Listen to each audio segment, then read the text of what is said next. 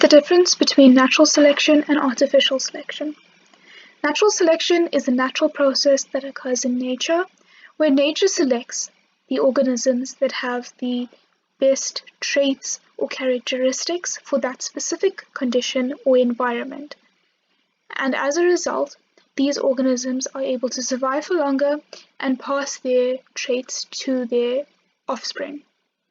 In artificial selection, humans or breeders select what is the desirable trait and what can be passed down through the generations, and what the offspring will look like. Natural selection is a much longer process. It takes much longer to occur because for many, many reasons. One of these reasons include that in nature, organisms that have this desirable trait may mate with organisms that do not have this trait, producing offspring that may or may not carry this trait. So this process can happen for a much longer period, whereas artificial selection is the breeders immediately choose the offspring that have the desirable trait, cause them to make them breed and produce offspring. And that is where it happens much quicker, where the desirable trait is then passed down continuously through generations, giving rise to organisms with the desirable trait.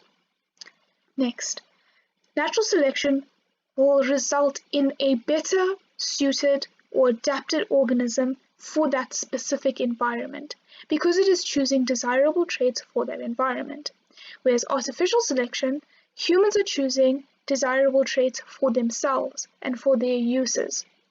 It is not specifically for that environment that these organisms are being breeded.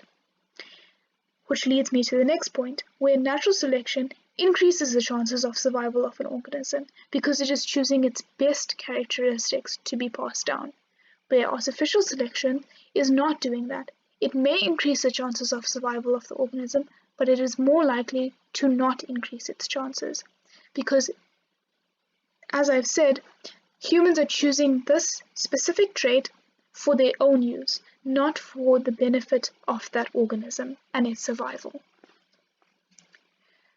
Some examples of natural selection. We can look at the tortoises on the Galapagos Islands. Those tortoises that were living in an area that was dry and arid, where there was not a lot of grass or foliage, had to search much higher for their food supplies. So those tortoises with the longer necks were able to reach up and get the foliage that they needed to survive to eat, whereas those with the shorter necks could not compete with this and were not able to survive because they were not able to eat and get their food sources. As a result, eventually those with the shorter necks eventually died out, and those with the longer necks were able to survive and thrive.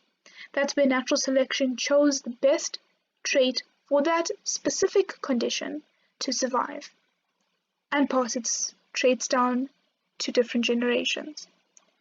An example of artificial selection, where breeders selected the best desirable traits of certain organisms to produce offspring that is beneficial to them. This example includes the Nguni cattle. This type of cattle is very resistant to dry, arid conditions, as well as very resistant to parasites, but it does not produce a good amount of beef. Whereas the British cattle produces a good amount of beef, but it is not resistant to dry, arid conditions, and it is not very resistant to parasites. So there are positives and negatives of both of these cattle for farmers.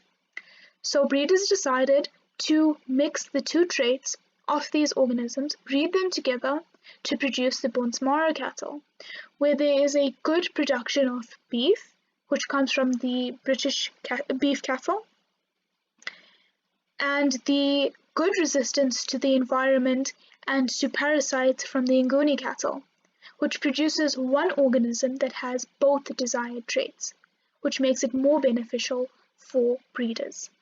This is just a quick summary of natural selection, artificial selection, and it is important for essay type questions. Please try and remember the differences as well as some examples.